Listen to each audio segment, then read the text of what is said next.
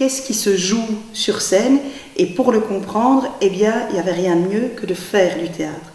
Pour moi, il est très très important à un moment qu'il y ait vraiment un choc qui ait lieu entre l'univers artistique et l'univers pédagogique. Pas d'endroit pour entendre se dérouler les feuilles au printemps. Le fait d'avoir cet aboutissement à la montagne magique fait que c'est un vrai projet avec un objectif et où tout est organisé pour cet objectif.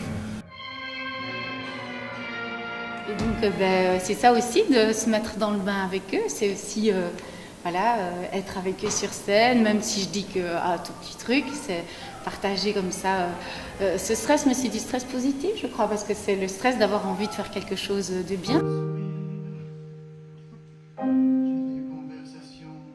Amener les étudiants à revisiter ce qu'ils utiliseront toute leur vie en qualité d'enseignement, c'est-à-dire leur voix, leur posture, leur sourire.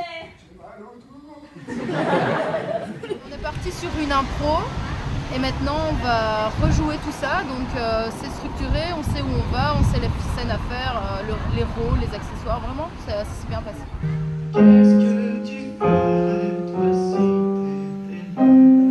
Amener le jeune à sortir de lui-même, à aller vers ce qu'il ne connaît pas, et comme le théâtre est un art collectif, à aller aussi vers les autres.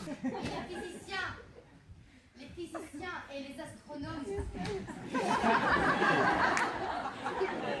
D'abord, c'est l'aboutissement d'une semaine de travail, donc c'est un acte fort de monter sur un plateau pour parler. Donc du coup, en effet, le stress, il est là, parce qu'on est devant quand même 200 personnes qui sont venues pour nous écouter.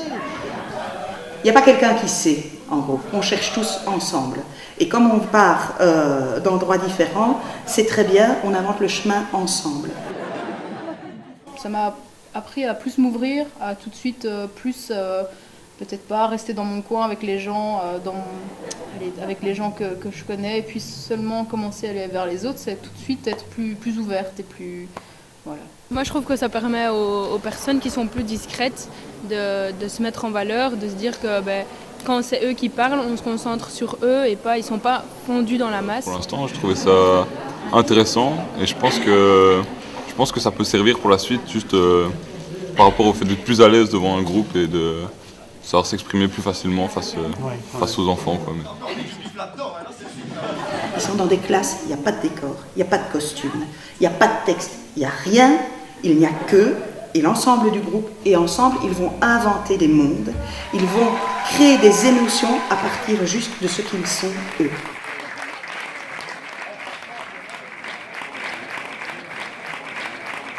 Allez-y, soyez déterminés et n'ayez pas peur de vous investir.